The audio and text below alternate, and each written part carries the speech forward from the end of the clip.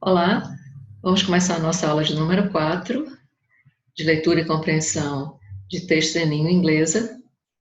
Mesmo que não tenha assistido a 1, a 2 e a 3, não tem problema, as aulas podem ser assistidas de forma separada. Meu nome é Lina Garrido, para quem não me conhece ainda, e minha perspectiva é de oferecer 10 aulas no total, até o início de novembro, aproximadamente, quando começam as seleções de pós-graduação. Eu espero que em 10 aulas eu possa rever pontos que facilitem realmente a leitura de vocês no momento do exame. Bom, vamos começar a aula de hoje revendo uma aula, uma tarefa que eu mandei para que vocês fizessem em casa, como dever de casa. Então, eu tinha pedido, vou colocar aqui na apresentação de slide para vocês verem melhor.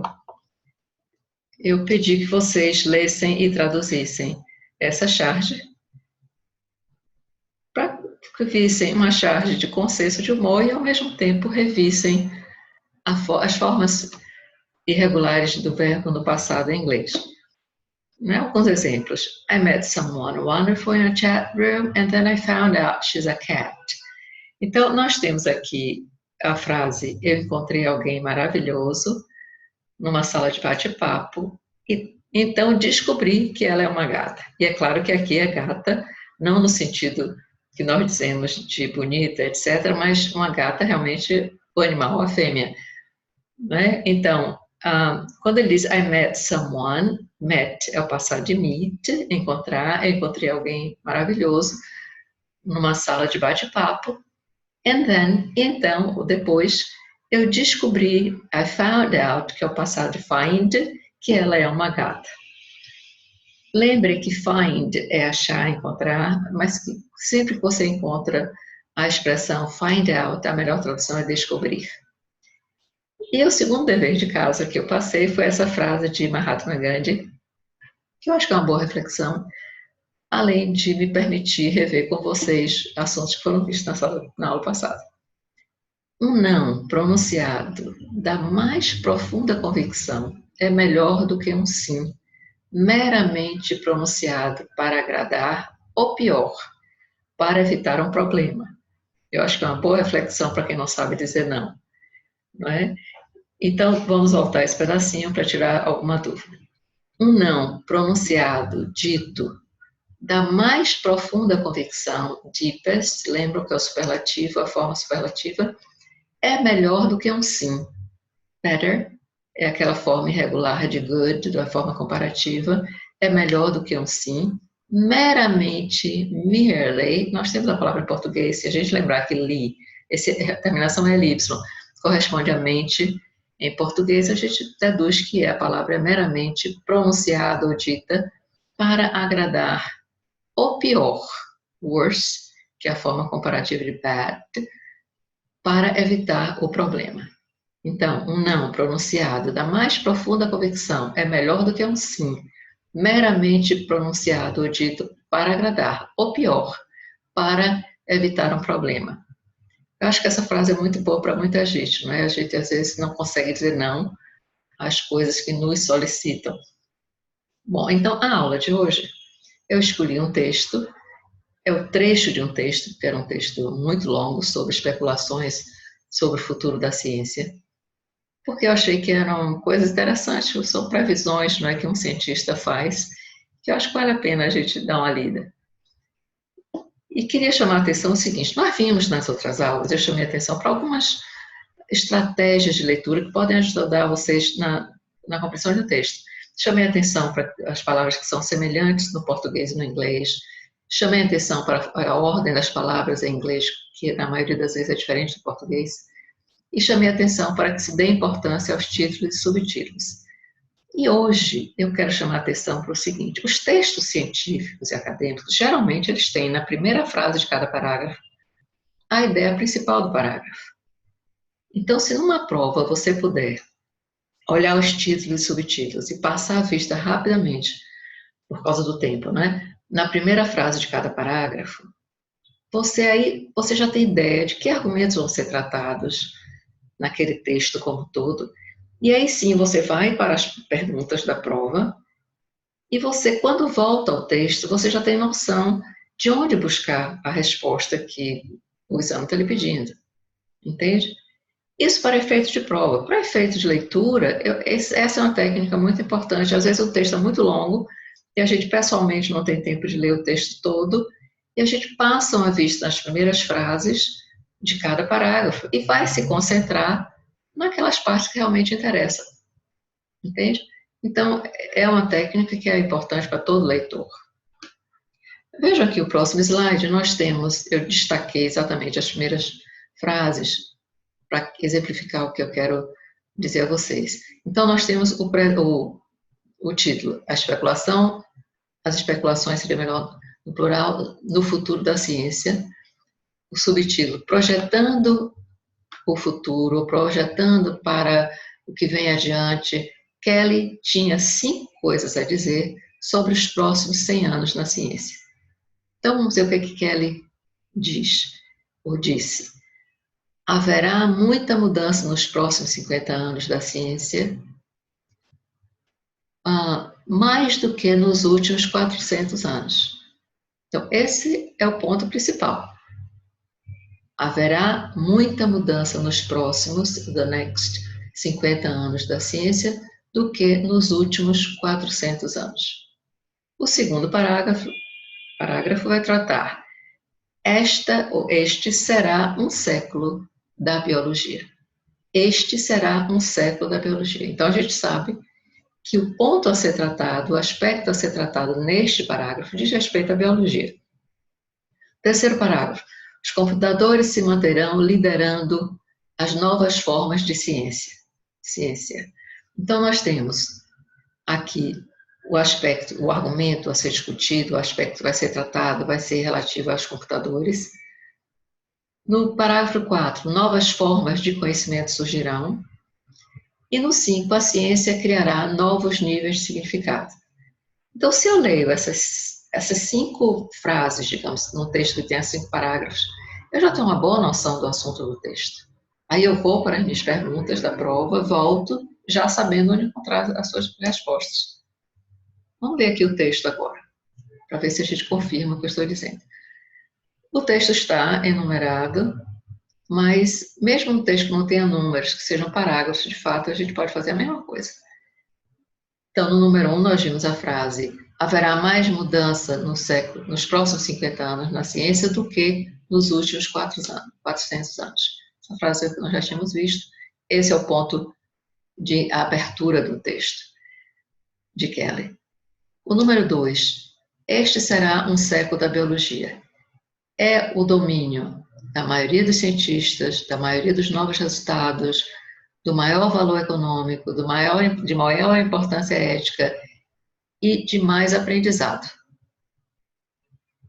Vamos voltar? Então, é o domínio da maioria dos cientistas, da maior parte dos cientistas, da maior parte dos novos resultados, do maior valor econômico, da maior importância ética e o mais que se tem mais para aprender. No número 3, nós temos: os computadores se manterão liderando as novas formas de ciência. A informação está crescendo a 66% ao ano, enquanto a produção física cresce apenas 7% ao ano. Então, keep, nós temos manter, lead, liderar. Então, os computadores se manterão liderando as novas formas, as novas maneiras da ciência. A informação está crescendo a 66% ao ano, enquanto, while, a produção física cresce apenas 7% ao ano. O volume de dados está crescendo a tais níveis, such levels, de zilhões, que nós podemos esperar que a ciência resuma bibliotecas combinatórias vastas, desenvolva movimentos combinatórios através do espaço de possibilidades, como Stephen Wolfram fez com a máquina do celular, e desenvolva hipóteses múltiplas competitivas em uma matriz. Vamos ver se a gente entende melhor essa parte do texto. O volume de dados está crescendo a tais níveis de zilhões que nós podemos esperar que a ciência Compile existe em português, compilar, não é? Esperar que a ciência resuma, sintetize, reúna vastas bibliotecas combinatórias, desenvolva movimentos combinatórios através do espaço de possibilidades. Vocês devem conhecer run como correr, mas run é muito usado como administrar, gerenciar, desenvolver. Nesse caso, eu preferi traduzir como desenvolver. E sweep é possível que vocês conheçam como varrer. E é possível ser traduzido como varredura. Nesse caso, foi uma opção minha de escolher traduzir como movimento. Então, desenvolver movimentos combinatórios através de espaços de possibilidade, como Stephen Wolfram fez com a máquina do celular. E desenvolver hipóteses múltiplas competitivas em uma matriz. E é interessante a gente pensar que são hipóteses múltiplas, o sentido é de em uma única matriz. As simulações profundas em tempo real e a busca de hipóteses levarão à coleta de dados no mundo real. Então, essas são as três perspectivas de Kelly, das 5 que nós vamos ver. Nesse trecho, eu acho importante que vocês observem essas palavras, esses verbos, e que anotem no glossário pessoal. Grow, aparece no texto, não é? Que os computadores estão crescendo e tal, a informação está crescendo. O passado é grew, já que nós vimos recentemente os verbos regulares, vamos insistir um pouquinho nisso para que vocês memorizem. Grow, grew. Aproveitei e coloquei no new, porque tem a mesma alteração. E é bom quando a gente consegue memorizar esses verbos irregulares, essas formas, em grupinhos de verbos que sofrem as mesmas alterações, que é o caso de keep, kept, e sweep, swept. Keep, manter, sweep, varrer. Vimos no texto também lead, que é levar, conduzir, liderar, com o passado é led, e leader eu acrescentei também com essa mania de querer agrupar palavrinhas para facilitar. E leader, que é líder. Run, correr, que nós vimos também como desenvolver, gerenciar, que o passado é ran, e runner, o corredor. Drive, dirigir, drove, o passado de drive, e driver, o motorista. Encontramos no texto que acabamos de ver, while, enquanto, only, apenas ou somente, such, tal, such as, tal como, ou tais como. Ainda no que diz respeito a essa primeira parte do texto, eu gostaria de chamar a atenção, acho que é para vocês uma revisão da forma de futuro, will, mas eu acho que a revisão vale a pena se fazer. O futuro em inglês é muito mais fácil que o português. No português, quando o estrangeiro estuda português, ele tem que decorar 6 formas diferentes. Tipo, estudarei, estudarás, estudarei, estudará, estudaremos, estudarei, estudarão. Não é? Para cada pessoa há uma flexão diferenciada, é muito mais difícil. Enquanto que em inglês não, você apenas acrescenta o auxiliar, o will, e forma o tempo futuro. Vejam os exemplos. This will be a century of biology. Este será um século da biologia. O número 2. The data volume will grow a lot. O volume de dados crescerá muito. They will change the way of life. Eles mudarão a forma de vida. Science will compile vast libraries. A ciência reunirá grandes bibliotecas. E deixei, por último, o verbo haver, como ele tem uma estrutura um pouquinho diferente da nossa, achei que era importante destacar. Vejam, vocês têm aqui no parênteses, there to be, o verbo haver é composto do verbo to be mais a partícula there, e aparece no texto da seguinte frase, there will be more change. Então, haverá mais mudança. Essa é a nossa tradução. E eu recuperei só para aqueles que não estão lembrados, o presente seria there's a lot of change, há muita mudança, there are more changes, há muitas mudanças, porque em inglês se o complemento estiver no plural, o verbo tem que estar no plural. No passado seria there was a lot of change, houve muita mudança, there were more changes, houve mais mudanças. E aproveitei, seguindo aquela lógica de agrupar conhecimento, e coloquei já a expressão there can be and there may be, que é pode haver. Reparem que can e may estão na mesma no mesmo lugar, né, entre a partícula there e o verbo principal be, que é a partícula will. Né? Então, a posição é essa, de will, can and be. Vamos ver aqui a segunda parte do texto.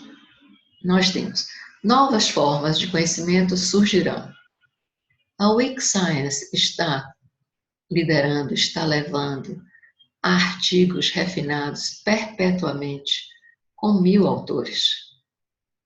Então, Weak Science é interessante, que eu procurei descobrir, não sei se a informação é verdadeira ou não, porque eu olhei na internet. Weak significa rápido e vem do idioma havaiano.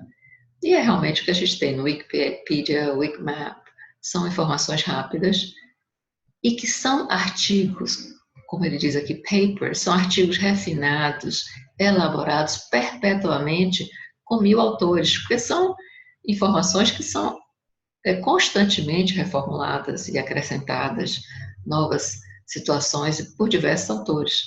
Então, perpetually, perpetuamente, parecido com o português, refined, eu posso traduzir com refinados, né? Artigos refinados ou artigos elaborados com 1000 autores.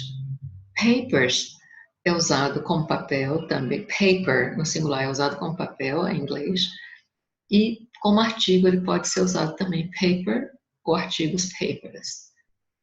Vejam a frase seguinte: a instrumentação distribuída e os experimentos, graças ao custo de transação minúsculo, produzirão, porque seria a instrumentação e o experimento, produzirão celulares inteligentes, uma ciência de grupo diverso, operando rápido, barato e sem controle.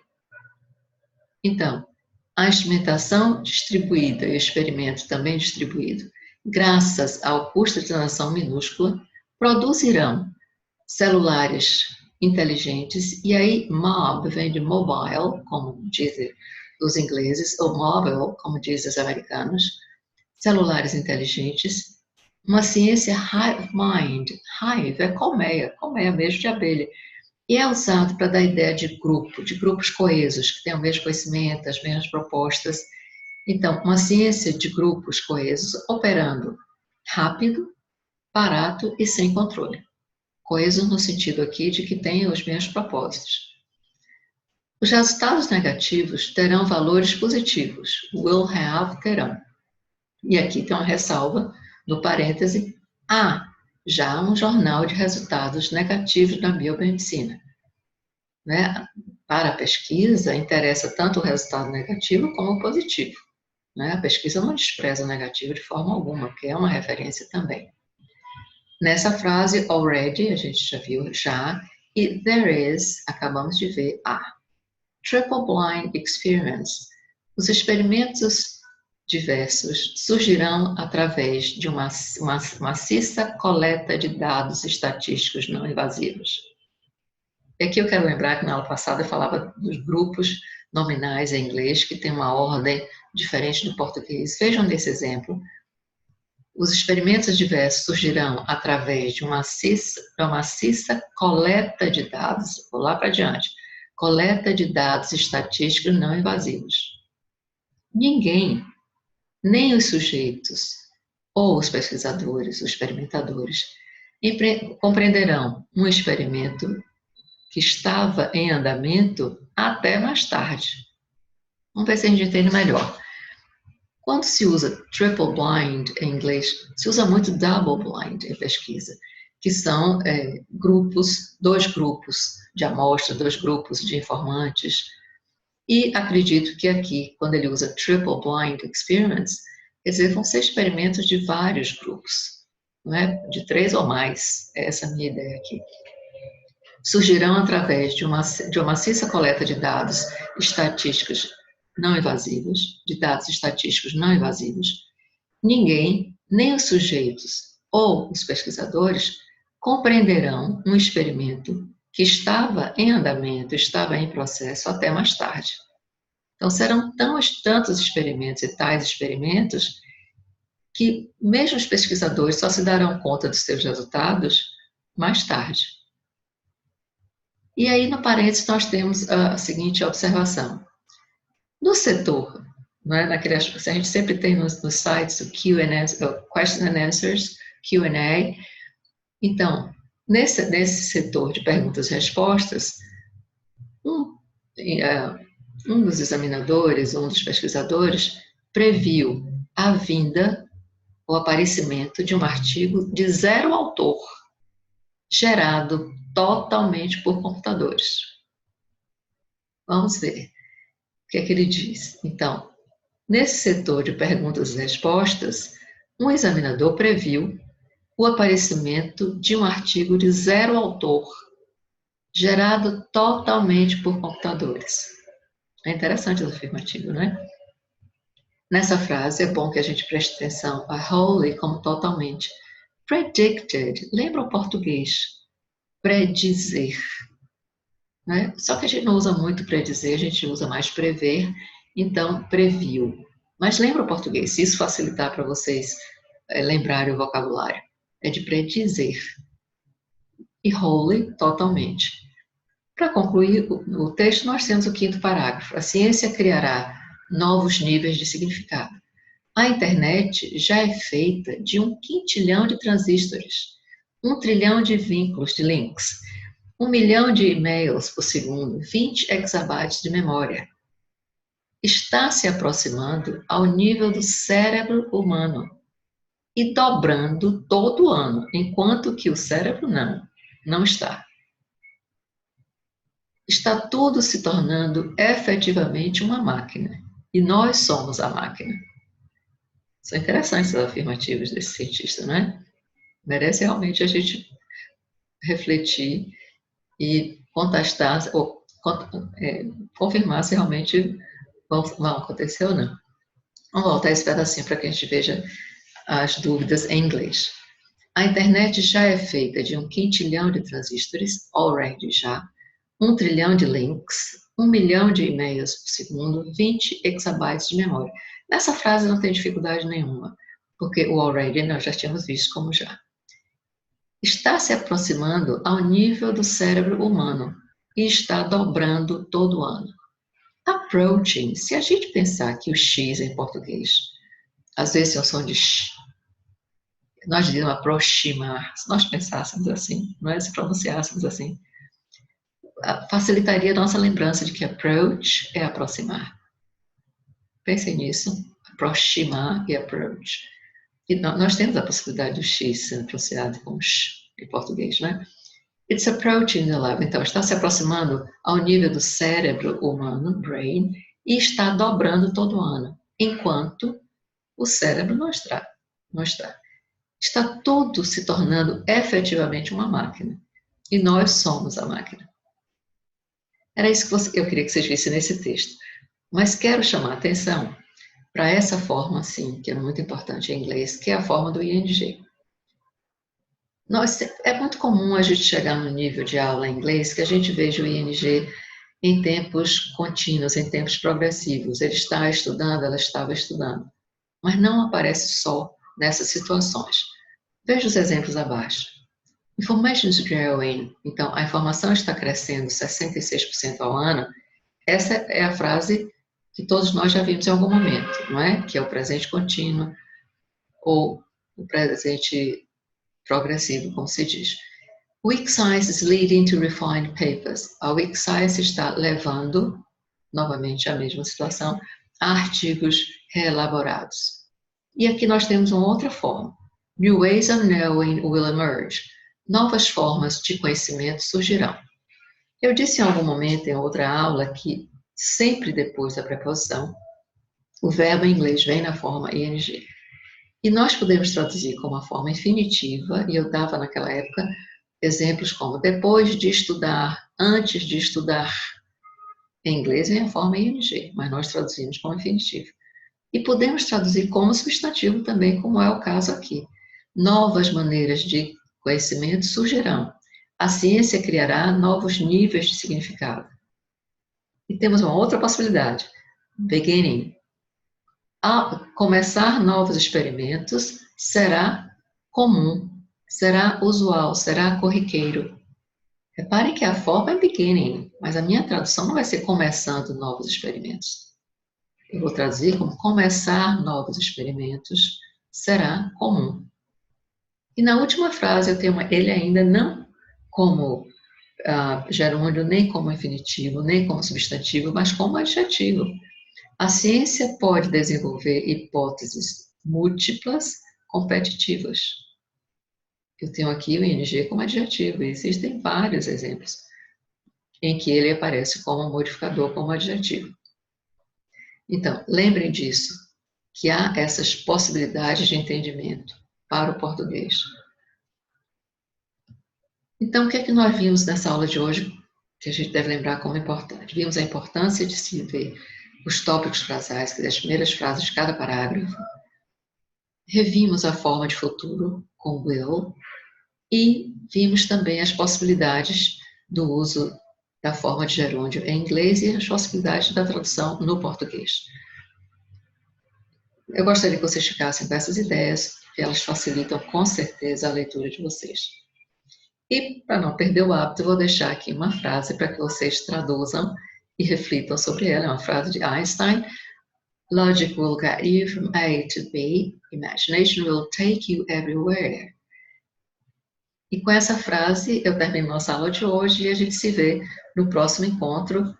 Espero que tenha sido muito útil e que revejam sempre que possível os pontos que têm dúvida. Um grande abraço e até o próximo encontro.